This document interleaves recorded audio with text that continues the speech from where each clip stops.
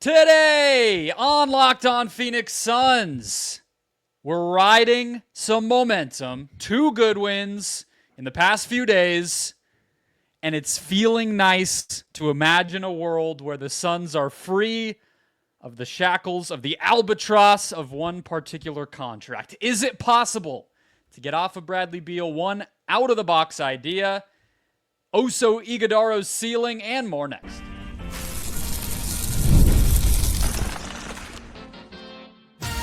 You are Locked On Suns, your daily Phoenix Suns podcast, part of the Locked On Podcast Network, your team every day. Welcome back into Locked On Phoenix Suns. I'm Brendon, Kleen, a staff writer at Awful Announcing and a credentialed Suns media member. Thank you for making Locked On Suns your first listen to kick off your Wednesday game day. Don't forget Locked On Suns, free and available on all platforms, including YouTube. So click that follow or subscribe button. Do what thousands of other Suns fans have already done. Become an everydayer and get locked on to the Phoenix Suns right here each and every day. Today's episode is brought to you by Prize Picks. Download the app today. Use the code LOCKEDONNBA when you do get it to get $50 instantly when you play your first $5 lineup. More from Prize Picks later in the show. Prize Picks, run your game. Joining me as always from the wonderful West Valley, my fellow Suns credentialed media member. How are we feeling? Wednesday game day, Ben Garcia. So good, Brendon. Look at this. I got my Locked On 50 episode shirt. Very thankful for that. I worked out in it. It's a great workout shirt. So now I just feel a part of the family. I learned at my 100th show, I get a hat. Not sure what it looks like. You're coming in at the right time because my 50th and 100th shows happened when we were barely a company, I'll just say. With all love and respect, this is now very much a company, and it has taken me a long way in my career, but we were not getting gifts. There was no such thing as merch. I don't even know if we had a freaking logo, to be honest with you. Obviously we did. You laid the groundwork. You walked. You crawled so I could run. You know what would be hilarious to do is to look up the Suns roster when I did my 50th episode. We could what probably was your find first that. year? That's a good thing to do in terms of I started in November of 2017. So whatever that would be. I mean, 17-18 season, of course, and that would have been. Is that the Gerald Green year? No, it's after that. It was the year that Bledsoe got traded and Earl Watson got fired. And that's right. Yeah, so Dudley was back and all that sort of stuff. Recent follower of the Locked On Suns podcast, Jared Dudley. There you go. All right. So Bradley Beal has been off the court. He will be reevaluated in a week. He had an MRI apparently on Tuesday to evaluate the left hamstring strain. I don't believe the Suns. They didn't do any sort of formal practicing today, so we didn't get a real update on that. We will on Wednesday, although that's up to whether the team wants to announce anything there. But, at this point, the reality just is this team tends to perform better when Bradley Beal is off the court, whether that is games where he's active and just happens to be on the bench, or it's games where he's just not active at all. They play better. And we talked about this in the segment, our kind of lessons from yesterday's game after the Suns blew out the Raptors, Ben, where we were like, this is a perfect example of how the whole roster should look. It should be made up of all guys who are balancing out what the superstars do and more defensively and passing-oriented versus scorers and specialists and all that stuff.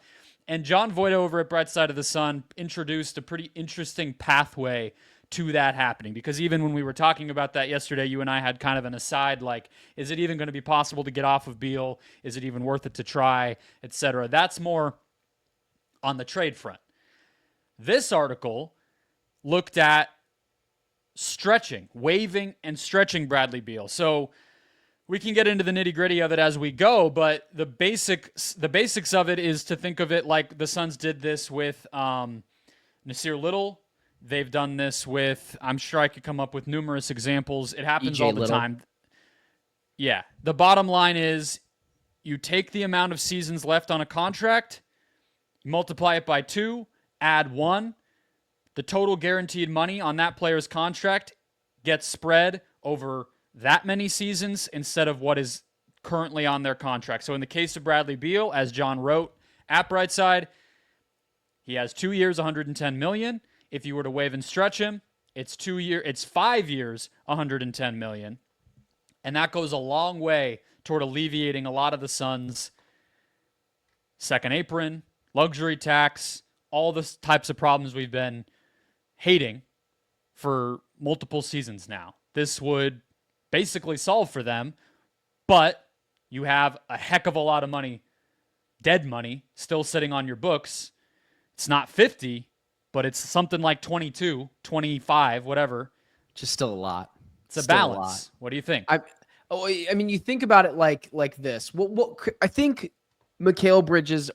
Cam Johnson's contract is 4 years, $100 million, if I'm not mistaken, or at least right around that area. His Brooklyn contract? Yes, I believe his Brooklyn contract is 4 years, $100 million. Something like that, right? I mean, $22 million a year is right around like a Cam Johnson like level player. So that's what you have to remember, like what you're giving up every year is the ability to go get that guy. And you're not just doing it for 1 year, you're doing it for then 4 years. I would just have to ask you, man, like I get it. And I don't think it's crazy. I'm not so sure where I land on it because I was kind of going back and forth with this all day. You and I will text each other because I want a second to think about it. What is the clear benefit to this aside from getting under the second apron, which is a big benefit? But I almost wonder if you should just take your licks for the next couple of years. And then after that, get your salary cap back. Also, that final year, man, that's such a $50 million expiring contract. That is almost as valuable, tongue in cheek there, but it's almost as valuable as like a fringe all-star player because of that money you're getting off and how many people would be interested in that.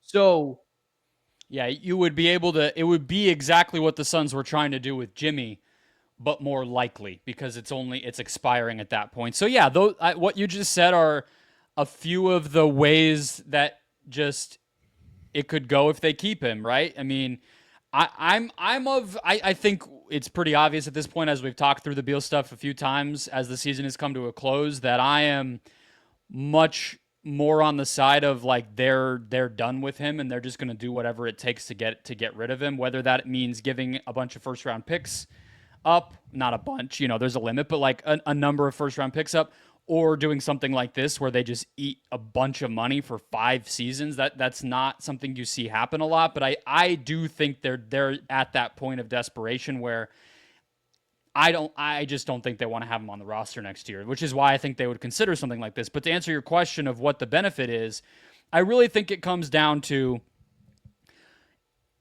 that where I just got tripped up, right? How much is it going to cost to attach to Beal to actually get off of him?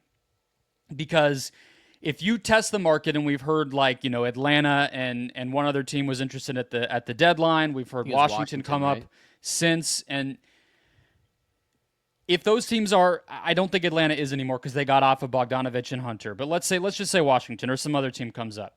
If you can do it for 1 first round pick, and we assume they probably, the most likely thing is that they're trading Kevin Durant. Let's say they get a couple picks back for Durant at least. They have 3 from the Cleveland, Utah thing that they did. Okay, see, yeah. That's 5. Can they trade 1 or 2 of those and Beal? And you still have to get something back. So that's the other benefit of trading him, is you still get players. Whereas if you just cut him, you don't get anything. You just get a little bit more flexibility. Is the price low enough to do all of that, draft pick-wise, that it's worth it to just say, it sucks to have to dig ourselves a deeper draft stock hole, but let's just go ahead and do it?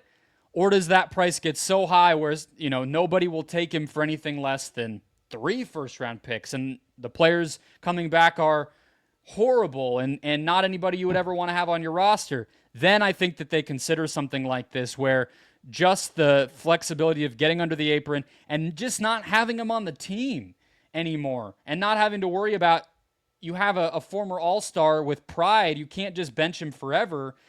Getting that away, the politics of that off of your back, I think that's where it might end up making sense to just say, let's cut bait, let's deal with this ugliness, and let's just do this stretching. It seems like you're operating as if you believe the Phoenix Suns are going to exhaust every option to get rid of Bradley Beal, even if that means waving and stretching. I don't think that's crazy, man. I don't think that you're going too far with that at all. I don't see the trade partner out there, man, that makes it worth your while. If you're getting something back, like if you're trading him back to the Wizards, which would be the funniest thing ever, like you have to get something back, right? And I don't know what you would get to do that. And I don't know, again, to your point, if I wanted think the timeline guys, just as an example, on their podcast, I saw it coming out on Twitter today that they had like Chris Middleton, Rashawn Holmes, and 2 second-round picks back for Beal.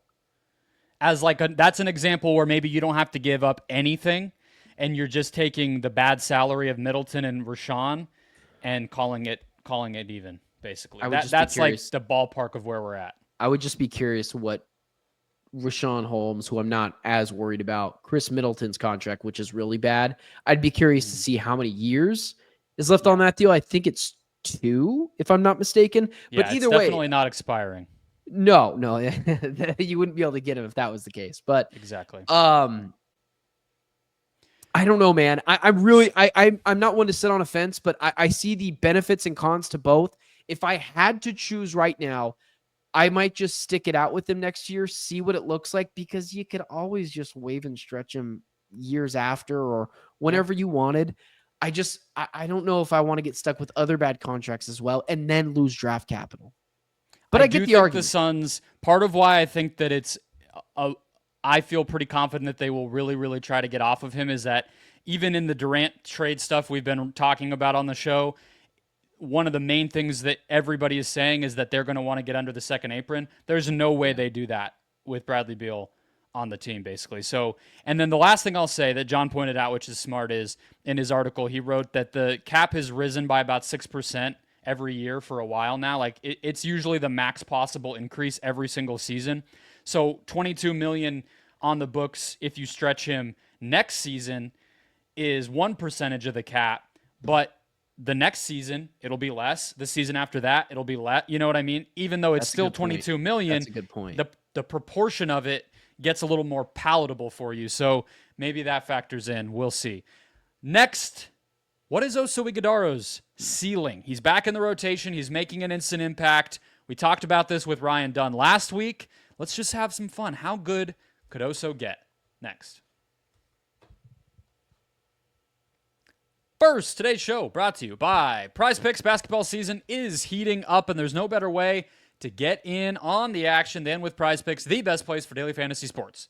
With Prize Picks, you just pick more or less on at least 2 player projections for a shot to win up to 1,000 times your cash. You can even mix and match projections across different sports. So, what does that mean? Well, you could say, hey, Shohei Ohtani's good for about 75 hits a game. I'm going to go more no matter what with Shohei. The Dodgers play. Well, they play, I guess, probably no one will have listened to it. They'll be back on opening day. And then you say, look, LeBron's out, so I'm going more on points for Luka. That's it. That could be it. You could go to as many as 5 players. You can pick any stat. You can pick any league or sport. You can mix and match. Do whatever you want. It's just you versus those projections. Get it right, and you get paid. Download the app today. Use the code LOCKEDONNBA for $50 instantly when you play your first $5 lineup. That's code LOCKEDONNBA for $50 instantly after your first $5 lineup. Prize Picks. Run your game. Today's show also brought to you by Hungry Root. When it comes to grocery shopping and meal planning, we've all had the same problem. Not enough time. Between work, life, and just trying to eat healthier, you're constantly feeling stressed, overwhelmed. You go to the grocery store, you buy stuff you don't need, you don't know how to cook, it's not healthy, it's not with your goals, it's all a struggle. But everything changes when you get to Hungry Root. It's the easiest way to eat healthy without all the stress. With Hungry Root, you have a personal shopper and a nutritionist all in one. They take care of grocery shopping, recommending meals and groceries for your taste as well as your health goals. And the best part is every meal is ready in 15 minutes or less. That's quick, healthy meals that actually taste great, all delivered straight to your door. You're going to love Hungry Root as much as we do on the Locked On Podcast Network, and you can try it yourself and get 40% off your first box and a free item in each box for life by going to hungryroot.com/LockedOnNBA. Code LockedOnNBA. That's hungryroot.com/LockedOnNBA. Code LockedOnNBA for 40% off your first box and a free item in each box for life. HUNGRYROOT.com/LockedOnNBA, code LockedOnNBA. Don't miss out. All right, Ben, we're back. Let's keep it rolling. Don't forget to sign up for the Locked On Suns daily newsletter if you have not already. But let's dive into Oso Ighodaro here. So the rookie big man, he's already 22. As, you know, him and Dunn were both on the older side. But I just have to admit, like, you can have the conversation about his physical size and his weight and strength and all those sorts of things that he's definitely going to need to improve at. I think it's rare to have a rookie second-round pick make this kind of impact regardless of anything. So when you're talking about starting and making the type of NBA pro-level impact that he already is, I tend to think that the other stuff is just going to figure it out. This is the hard part, and he's already doing that. Oso has been very impressive over the past couple of games. It's one of the reasons why I was really frustrated when he got sent to the G League. And, you know, people had argued to me that he should be there because he's going to get more playing time. And my argument was always this, and I feel like sometimes I need to take a tally of my wins. Yeah, you were right. It was like, I said this, and it was, there's no way Oso Ighodaro is that much worse than Yusuf Nurkic or that much worse than Mason Plumlee. Just put him out there. And my reasoning wasn't he was going to be this awesome second-round pick, because also I was the one that kind of pumped the brakes in the preseason as well on Oso. But for me, it's always been about, like, the Suns centers, like, even with Nick Richards, is still a bottom 3 roster in terms of center depth in the NBA, even with Nick Richards. So when you add Oso Ighodaro to that fold, it helps elevate that floor a little bit. I don't know what he's going to continue to be, but what I know is listen, he's pretty athletic, moves laterally fairly well on the perimeter, meaning he won't get at least blown by. Yes, defensively in the paint, I have some worries because of his size. For a center, he moves great. He's good. He's good. Like, if you're comparing him to Mason Plumlee or comparing Nikola him to Jokic or Joel Embiid or Brook Lopez, I mean, that's a strength for him. Yeah, for me, he can guard smaller guys. Like, that's one of the best things about him, I think. Yeah, no, my thing for me is whenever I'm comparing that, I'm never comparing them against other big men. I'm comparing them against just the rest of the NBA. So because that's what he's going to be going up against, which is Jamal Murray and Steph Curry. So but yes, with centers, who he would be guarding, I would agree with you. With centers, that's what I would agree with you. Yes, he's better than that. That's a plus on his side. Very similar to DeAndre Ayton, where DeAndre Ayton was very good on the perimeter, didn't get blown past guys. That's what I like about Oso. But still, the whole thing was like, just let the guy play. Just let him make mistakes. This team, even a couple of months ago, was already spiraling down the drain. Just see if you can get a spark. So I'd be curious, man, to see what you have to say before I throw mine out there. Has Oso's ceiling for you raised even further than what you thought he could have been, which was the height for Oso was really like in the preseason, early in the season? Where is that at now for you? Is it just changed over the last couple of games? Here's the thing. So let's go over some of the details. So he's 81% at the rim this year, which is insane. That's like Rudy Gobert type stuff. That's like, DeAndre Jordan, whatever. It's like Yusuf Nurkic type stuff, right? Right around the rim. Yeah, not. Oh, sorry, you didn't say 51%. My bad. Exactly. So, and if you look even at the 3 games he played in the G League, he was a really, really high level rebounder, which tells you that when he's playing against inferior competition, like that's there. So I think that will come when he's physically more matched up with pros. So I think like he can finish, he can rebound. We know he is a really active and high-level defensive player. He's maybe not as tall as the best, rim protectors in the NBA, but you add that in with the high-level IQ he has on both sides of the court. I don't think that I'm not sure about his ceiling.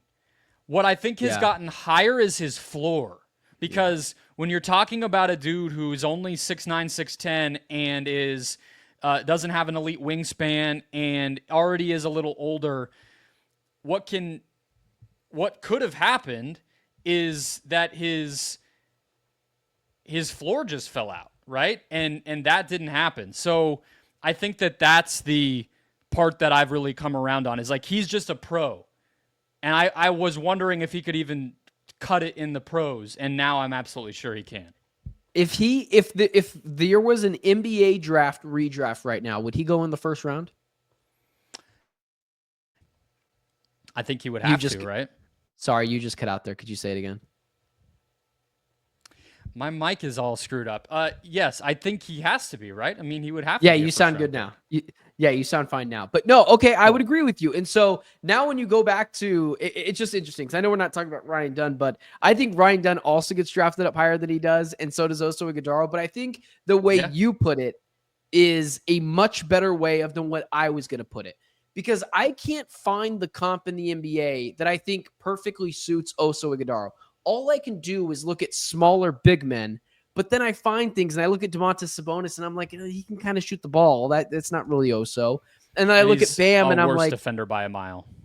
Exactly. But all I'm leaning towards is just their build. And I'm like, what could he do here? So I have a few.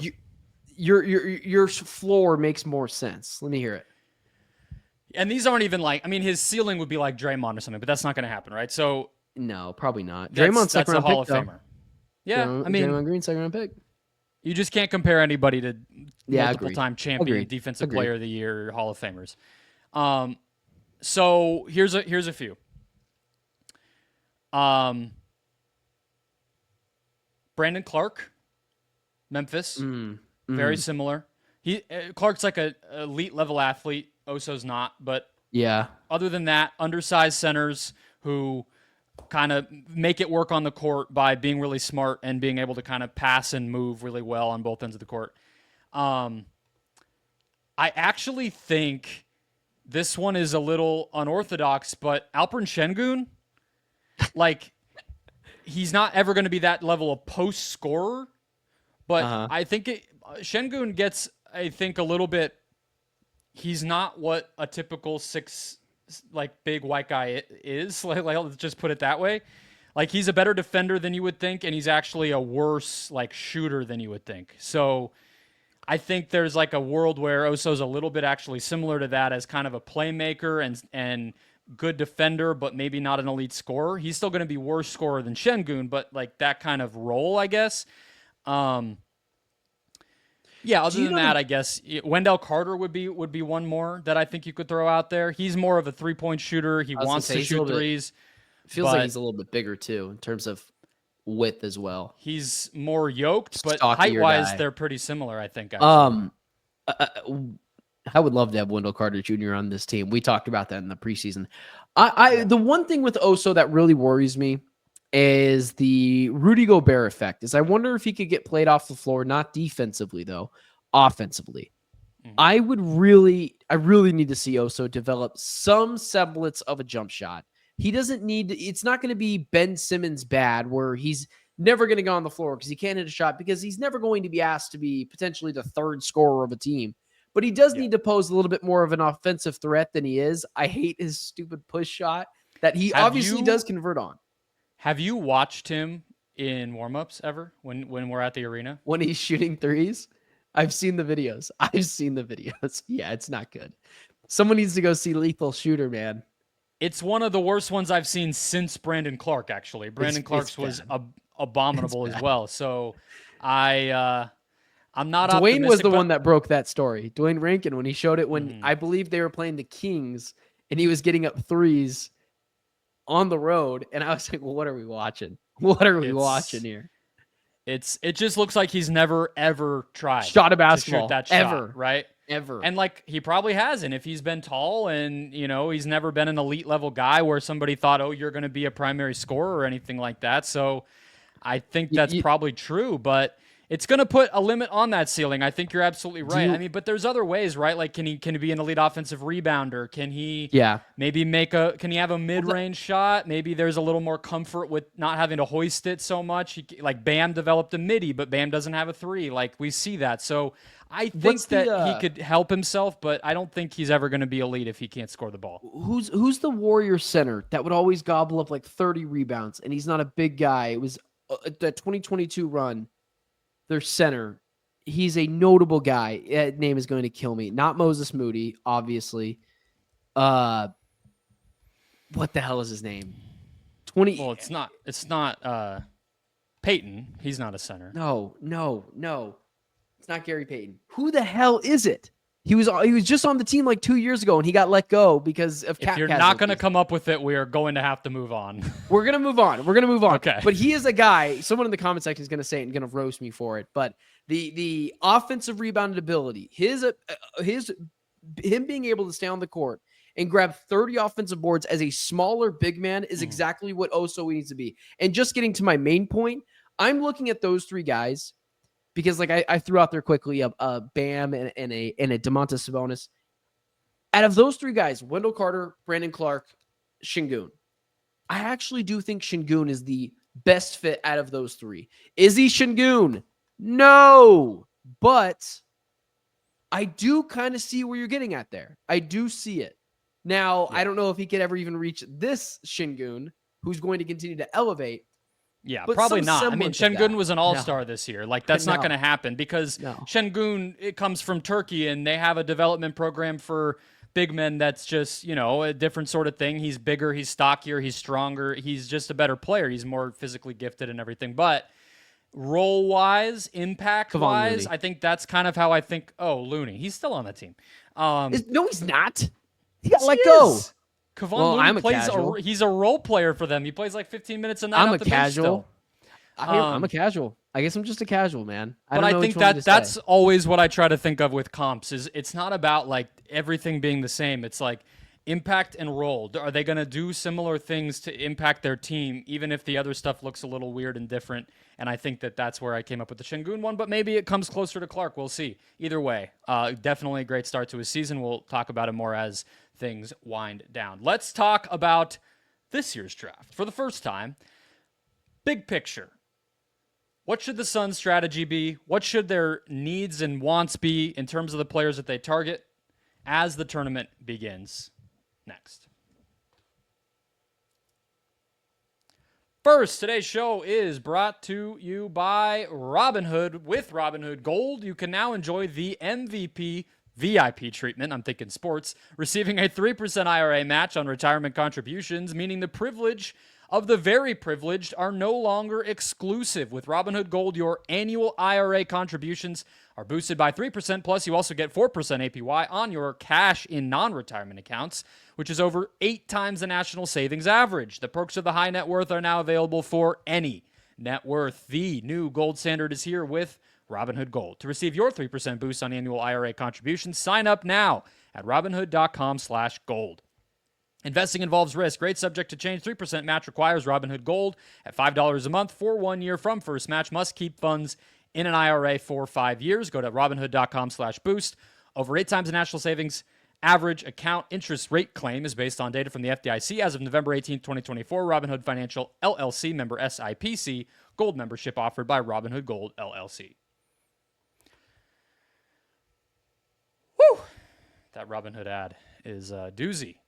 Let's close out show. I'm just baffled. Kevon Looney, man, he's still kicking. I could have sworn because I remember there was talk about potentially. That is a really random player for you to forget about. He's been on that team for like a decade, and he's still on. He goes out there every night. Wait a second, stop. Okay, easy there. Let's not bury me more than I'm already being buried here because I know it's going to happen. But Kevon Looney, I didn't forget him. I just forgot his name. That's all that happened. But okay. You didn't think he was just on the team in 2022. You were just saying from that championship team. No, he's been on that team for forever. That's not my point. Yeah. He used to start and all that stuff. I'm just saying I thought you just thought they cut him. I thought he got cut this past There was year. one season where they I think you're right. I think last offseason his contract was non-guaranteed and there was back and forth, but like you said, he's too good of a rebounder and kind of glue guy to bench him. Anyways, so thanks for throwing me the lifeline there a little bit, but I never forgot Kevon Looney. I just forgot his name. Anyways, draft. So we delayed our recording by like half an hour past usual because we wanted to check out this guy Miles Bird, who everybody is saying on these draft boards as we sort of finally lock into college hoops, as all of us do this time of year. It's like, hey, this is a dude who is going to be available in that 20 to 40 range, and he is loosely what the Suns kind of might want here, right? Like, he is a sophomore, so he's not super raw. He is, I think actually a redshirt sophomore. He's the third year in college. And he's like a bigger combo guard, 6'7", rangy defense, whatever. He sucked today. So we're not going to spend too much time on Miles He was running Bird. cardio, man. Yeah, it was bad. So I did like the kind of IQ on defense, but they got crushed, and he didn't even do anything in the stat sheet. In general, though, so the Suns have the Cavs pick for all intents and purposes. Going to be the 30th, maybe 29th, let's say 29th pick. What do you think? First of all, we're in agreement they should be trying to keep that pick if at all possible, right? Yes. Oh my God. Yes. Okay. Oh my so God. That's out of the way. I agree 100%. I advocated for that last year. I wanted to keep the pick. I Me was too, pulling me my too. hair out when they traded back, but all worked out. They ended up getting their guy, of course. But yeah, so, and this year they'll just start basically where they ended up with that trade back because they're not even going to get up to 21 this year. But so in general, what kind of approach would you have here? Is it just get some of those wings that we were talking about yesterday who made a difference? Is it just try to get the highest upside player for once instead of getting these James Jones classics of these smart vet guys? What do you want to see them do, and what kind of guys are you going to have your eye on during the tournament here? Teams like the Thunder and teams that are established. It used to be the Mavericks, but that's not the case anymore. But teams like that, those guys have the ability to take the what if guy. Darius Garland years ago was a guy I really liked, but I understand he was a what if guy. That's someone that you could take a chance on if you're already set. The Oklahoma City Thunder years ago, Chet was a little bit of a question mark. Let's not act like he was a guy that was going to come in and tear up the league. He's already had some injuries concerns, right away off the bat. They took him because they already had a bunch of guys. You can take that risk. But when you're the Hornets, when you're the Wizards, you got to take the safe pick right now. And the Suns as well. Let me ask you this really quickly. Are you a best available player, regardless of position, or position over that? Positional what you need over what the best player is. Where are you on that spectrum? It's a cop-out, but it's the best player who fits. Right? Okay, it's so kind of you're, a little so bit you're in the at fit. middle, but I'm closer to fit. Yeah, I am. In basketball, I'm closer to fit because we've seen what has happened with the Suns in particular. Just getting the best collection of talent doesn't always work. And so to get back, it's because context matters so much for development that I think you run the risk if you just draft the most talented guy and you don't have an environment where he can play minutes, where he's going to have mentorship or whatever the stuff you might think he needs. He could just crash out on your team when in another team he would have been good. Whereas if you draft a guy you have a spot for, you're just making it that much more likely that he's going to pan out, just to explain myself. And so for me, if I'm just picking exactly what kind of player I want Ryan Dunn again. Obviously, preferably a Ryan Dunn that can shoot the ball effectively, but I want the James Jones special. I want the Cam Johnson. I want the Ryan Dunn. I want Tumani Kamara. Not only do I know that he can evaluate that talent well, if he's still the general manager of this team, but that's what I want. That's what you need. We need to get bigger, younger, obviously, lateral quickness defensively, guys that will close out, and again, preferably someone that can score. Now, yes, would I like to draft Jimmy Butler? Sure, but I'll settle for another Ryan Dunn. That's where I'm at, man. I don't want any guards, and of course, if there is a elite level center, a center that you really value, and a small forward that you value just a little less, or power forward you value just a little less, because the Suns have needs in both, I will just take the better of those two. But God, I just want another 3-and-D guy. That is currency in the NBA. I need that more than anything in this world. I like all of that. We'll maybe check in on some different players. I know both of us will tune into the tournament here and there, and we'll obviously, of course, really lock into it in April and May and hope that they actually keep the pick and we don't waste our time talking about players and then they don't even make a selection. But the other thing that I will say, just to keep on people's minds, is the Suns actually have Denver's second-round pick this year also. which isn't going to be horrible. It'll probably be like the 47th pick or something like that. That's pretty decent. So they're sending their own second to the Wizards from the Beal trade, and then they have this one that's like the least favorable of the Sixers and the Nuggets, which of course we already know is clearly going to be the Nuggets. So that's not a bad asset, and maybe they'll just trade that one. But last year we thought, they could just trade out of the draft, and they ended up taking both guys. So we might be looking at a very similar type of situation where a late first and a mid-second round pick, and the Suns walk away with 2 rookies. So a lot of those James Jones types guys, that's who gets drafted there. So and then you and I we head to the summer league. We're bunking it together, hanging out. Ooh, Brendon, getting me the thing hyped. about the summer league is, if you're going to cover it as media, you kind of got to decide before the draft, and you don't always get to know for sure. That's the problem. We'll see. We'll see how that goes. We have to run it by the wives too.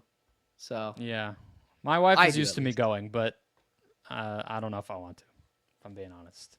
All right. Well, then I guess I'm not going either. I thought we could play craps together and blackjack, but I guess not. You just don't want to hang out with me. The title will go. The Suns win the title will go. Okay. This is exactly why the comment section thinks we don't like each other sometimes, Brendon, is because you deny in front of everyone wanting to go to Vegas with me. But fine. It's okay. I'm not hurt. I was in Vegas last year. Where were you? You could have gotten a credential. You worked at Fox.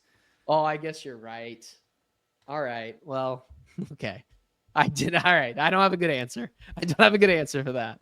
All right. Hit follow or subscribe if you haven't already. Become an everydayer. We got Suns Bulls tomorrow night at PHX Arena. We'll be live from Footprint Center postgame, giving you all of the lowdown on what happens in that one, as the Suns could be the 10th seed by tomorrow night. You never know. Keep it right here. We'll talk to you then. Thanks are up.